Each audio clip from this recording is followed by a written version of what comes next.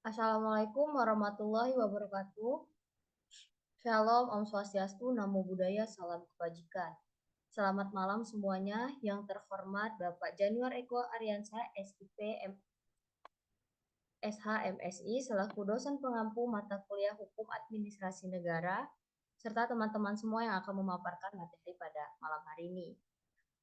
Pada malam hari ini, kami dari kelompok 6 akan memaparkan hasil diskusi kami mengenai perlindungan dan penegakan hukum administrasi negara. Nah, sebelum memulai memaparkan materinya, alangkah baiknya terlebih dahulu saya memperkenalkan anggota kelompok 6 yang terdiri dari yang pertama ada Aini Gada Beldo, kemudian ada Novelisha Fitri, kemudian ada Febri Argareta yaitu saya sendiri, selanjutnya ada Alia Putri, kemudian ada Rama Ramadan, dan yang terakhir ada Ahmad Iksan.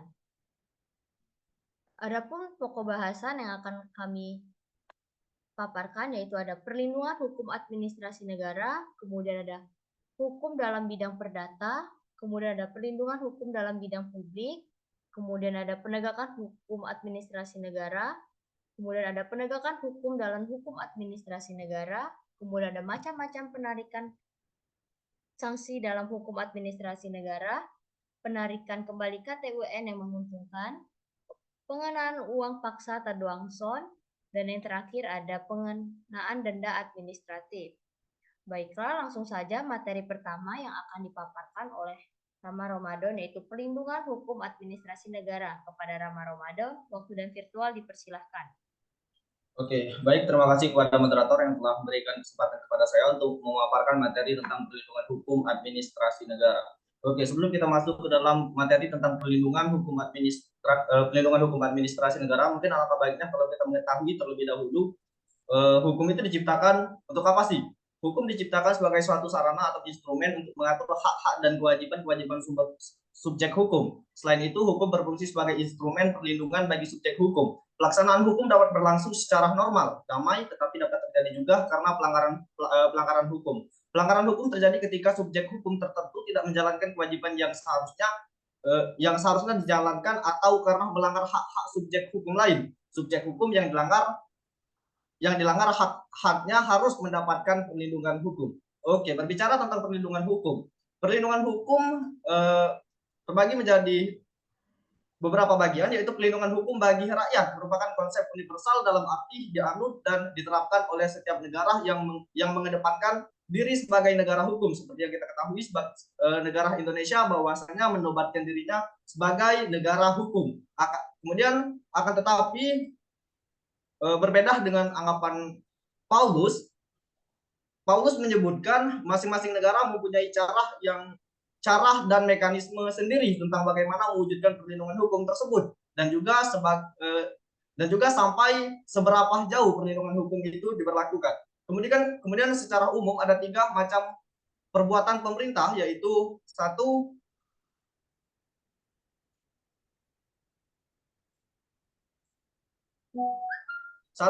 perbuatan pemerintah dalam bidang pembuatan peraturan perundang-undang. Kemudian yang kedua, perbuatan pemerintah dalam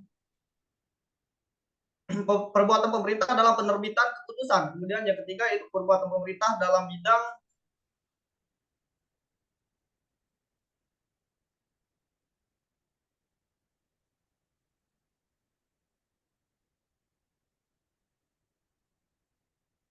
next.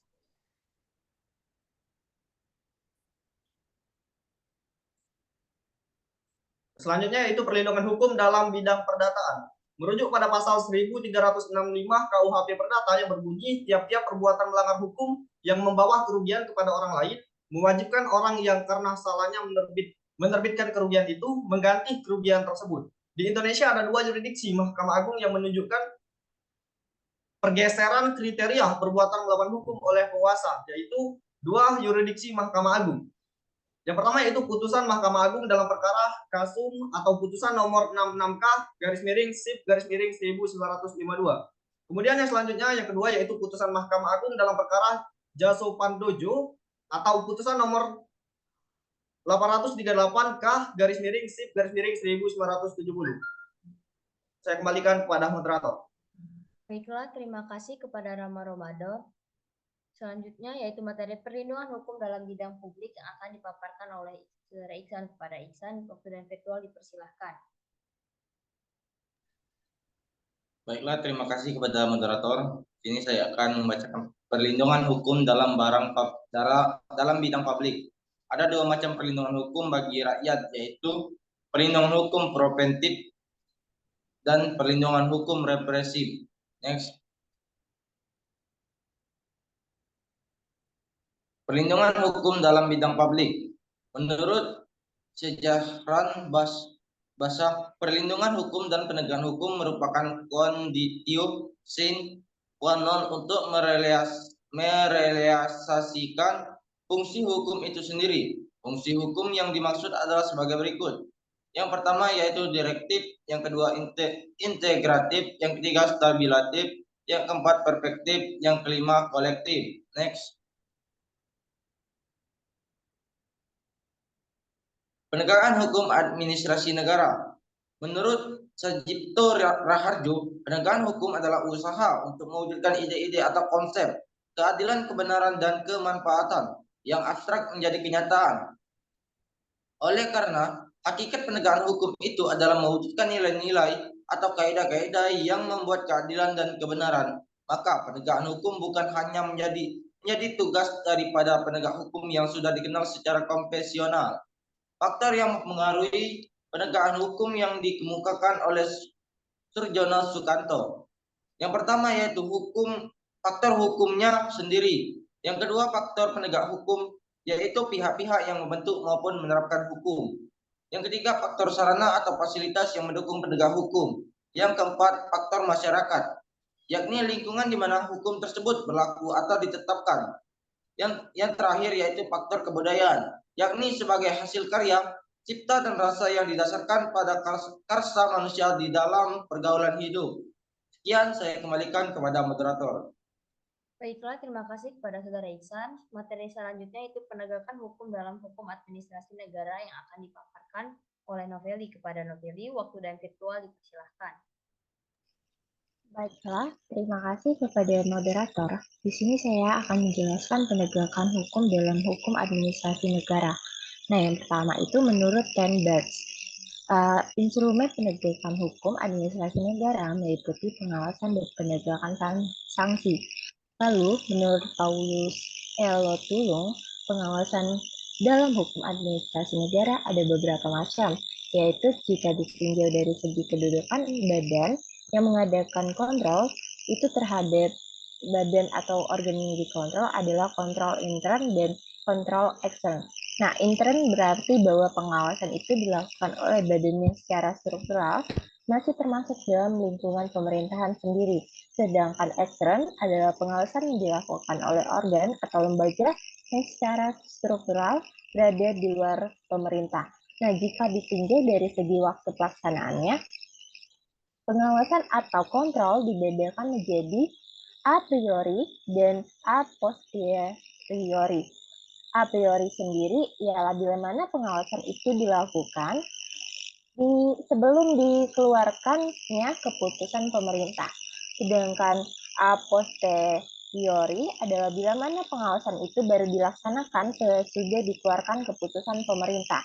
Nah, dalam suatu negara hukum, pengawasan terhadap tindakan pemerintah dimaksudkan agar pemerintah menjalankan pemerintahan berdasarkan norma-norma hukum sebagai suatu upaya preventif dan juga dimaksudkan untuk mengembalikan pada situasi sebelumnya terjadi pelanggaran norma-norma hukum sebagai upaya represif.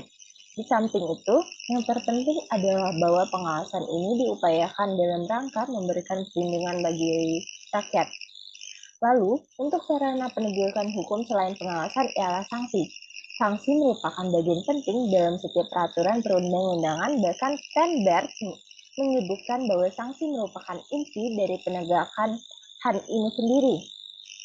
Nah, lalu ada 4 unsur sanksi dalam hukum administrasi negara, yaitu yang pertama itu sebagai alat kekuasaan, yang kedua sebagai bersifat hukum publik, yang ketiga yaitu digunakan oleh pemerintah, yang keempat itu sebagai reaksi atas ketidakpatuhan. Selanjutnya,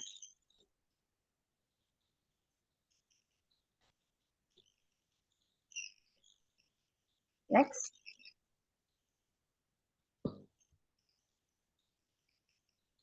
Nah, di sini ada macam-macam sanksi dalam hukum administrasi negara. Yang pertama itu paksaan pemerintah atau bestuurregang. Nah, berdasarkan UU Hukum Administrasi Belanda, paksaan pemerintah adalah tindakan nyata yang dilakukan oleh pemerintah atau atas nama pemerintah untuk memindahkan, mengosongkan, menghalangi, memperbaiki pada keadaan semula apa yang telah dilakukan atau yang sedang dilakukan yang bertentangan dengan kewajiban yang ditentukan dalam peraturan perundang-undangan. Nah, berkenaan dengan paksaan pemerintah ini, Armstrong dan Steinbeck menyatakan kewenangan paling penting yang dapat dijalankan oleh pemerintah untuk menegakkan hukum administrasi negara adalah material, yaitu paksaan pemerintah. Organ pemerintahan memiliki wewenang untuk merealisasikan secara nyata kepatuhan warga jika perlu dengan paksaan terhadap pelanggaran peraturan perundang-undangan tertentu atau kewajiban. Paksaan pemerintah dilihat dari bentuk eksekusi nyata, dalam arti langsung dilaksanakan tanpa perantaran hakim dan biaya berkenaan dengan paksaan pemerintah ini secara langsung dapat dibebankan kepada pihak pelanggan.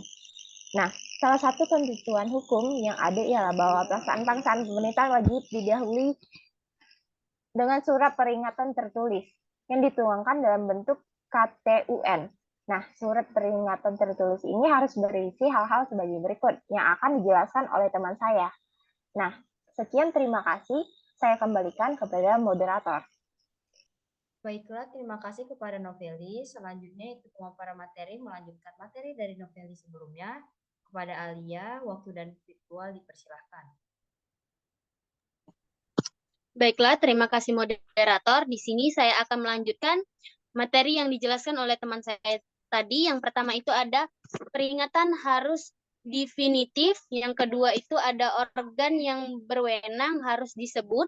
Yang ketiga, peringatan harus ditunjukkan kepada orang yang tepat. Yang keempat, ketentuan yang dilanggar harus jelas. Yang kelima, pelanggaran nyata harus digambarkan dengan jelas. Yang keenam, peringatan harus membuat penentuan jangka waktu. Yang ketujuh, pemberian beban jelas dan seimbang. Yang kedelapan, pemberian beban tanpa syarat. Yang kesembilan, beban mengandung pemberian alasannya. Dan yang terakhir itu yang ke-10, peringatan membuat berita tentang pembebanan biaya. Next. Penarikan kembali KTUN yang menguntungkan. Keputusan yang menguntungkan artinya keputusan itu memberikan hak-hak atau memberikan kemungkinan untuk memperoleh sesuatu melalui keputusan atau bila mana keputusan itu memberikan keringanan yang ada atau mungkin ada. Salah satu sanksi dalam HAN adalah pencabutan atau penarikan KTUN yang menguntungkan. Next. Nah, di sini ada penarikan kembali KTUN yang menguntungkan. Sebab-sebab pencabutan KTUN sebab sanksi adalah sebagai berikut. Yang berkepentingan pada waktu mengajukan permohonan untuk mendapatkan izin, subsidi, atau pembayaran telah memberikan data yang salah atau tidak lengkap. Sehingga apabila data itu diberikan secara benar atau lengkap, maka keputusan akan berlainan. Dan yang berkepentingan tidak memenuhi pembatasan syarat-syarat atau ketentuan peraturan perundang-undang yang dikaitkan pada izin, subsidi, atau pembayaran. Saya kembalikan ke moderator. Baiklah, terima kasih kepada Alia. Materi selanjutnya yaitu materi terakhir yang akan dijelaskan oleh Aini, yaitu pengenaan uang paksa atau Dansono. Kepada Aini, waktu dan virtual dipersilahkan. Oke, baiklah, terima kasih kepada moderator yang telah memberikan kesempatan. Baiklah, di sini saya akan menjelaskan mengenai pengenaan uang paksa atau duangsong. Nah, perlu kita ketahui terlebih dahulu, teman-teman, yang mana pada uang paksa atau duangsong ini kan adalah sejumlah uang yang ditetapkan oleh hakim dalam amar putusan yang dibebankan kepada tergugat dan diberlakukan apabila tergugat tidak melaksanakan hukuman yang ditetapkan. Nah, teman-teman, dalam hukum administrasi negara, pengenaan uang paksa ini dapat dikenakan pada seseorang atau warga negara yang tidak mematuhi atau melanggar ketentuan yang ditetapkan oleh pemerintah sebagai alternatif dari tindakan paksaan pemerintah. Dan juga pengenaan uang slide sebelumnya. Nah, dan juga pengenaan uang paksa ini merupakan alternatif untuk tindakan nyata yang berarti sebagai sanksi subsidiari dan dianggap sebagai sanksi reparatorir.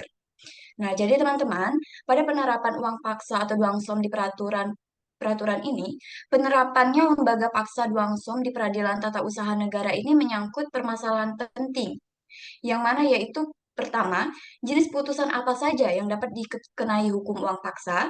Yang kedua, kepada siapa uang paksa dibebankan. Yang ketiga, berapa besaran uang paksa yang dapat dijatuhkan dalam amar putusan.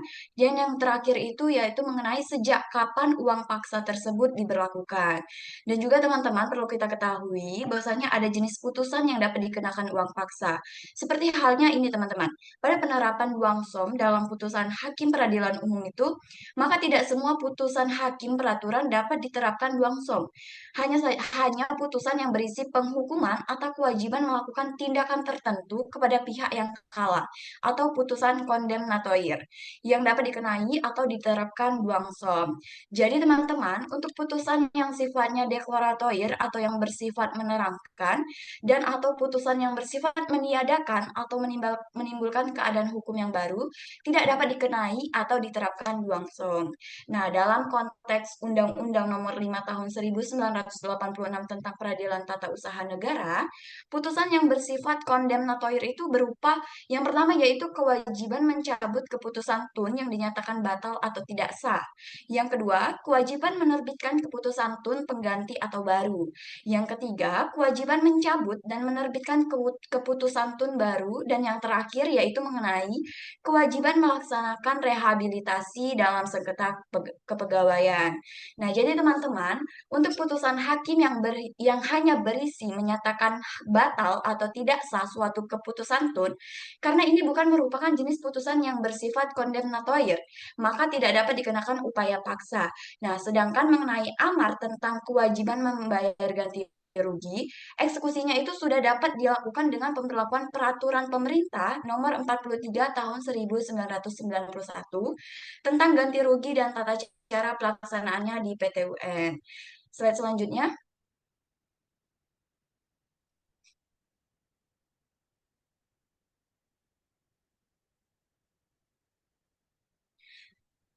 Ya, selanjutnya teman-teman di sini mengenai pengenaan denda administratif.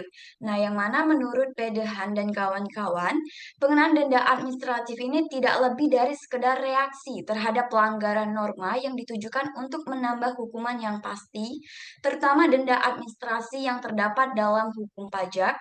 Pengenaan denda administratif ini diberikan tanpa peraturan hakim. Nah, jadi artinya teman-teman, pemerintah dapat menerapkan secara arbitrer, tetapi harus tetap memperhatikan asas-asas hukum administrasi negara, baik itu secara tertulis maupun tidak tertulis. Nah, berkenaan dengan denda administratif ini, yang mana dapat disimpulkan, jadi bahwasanya bahwa denda administrasi ini hanya dapat diterapkan atas dasar kekuatan wewenang yang diatur dalam undang-undang dalam arti formal. Baiklah, sekian pemaparan materi saya mengenai penegakan uang paksa atau duangsom dan pengenaan denda administrasi. Selanjutnya saya kembalikan kepada moderator. Baiklah, terima kasih kepada para pemateri yang telah memaparkan materi dengan sangat baik. Sebelum saya menutup pemaparan materi ini, alangkah baiknya membacakan kesimpulan dari materi terlebih dahulu. Adapun kesimpulannya yaitu hukum yang mengatur hubungan hukum tetap antara pemerintah dengan warga negara adalah hukum administrasi negara atau hukum perdata, di mana ini tergantung dari sifat dan kedudukan pemerintah dalam melakukan tindakan hukum tersebut. Seperti yang disebutkan Paulus Ilatulung, masing-masing negara mempunyai cara dan mekanismenya sendiri tentang bagaimana mewujudkan perlindungan hukum tersebut dan juga sampai berapa jauh perlindungan hukum diberikan. Nah, secara umum ada 3 macam perbuatan pemerintah, yaitu perbuatan pemerintah dalam bidang pembuatan peraturan perundang-undangan, atau regaling, kemudian ada perbuatan pemerintah dalam penerbitan keputusan, base seeking, dan perbuatan pemerintahan dalam bidang keperdataan, material debt. Baiklah, itulah pemaparan dari kelompok kami. Jika ada yang kurang, mohon dimaafkan. Jika ada lebih, mohon dikembalikan. Cukup sekian dan terima kasih. Kami akhiri. Wassalamualaikum warahmatullahi wabarakatuh.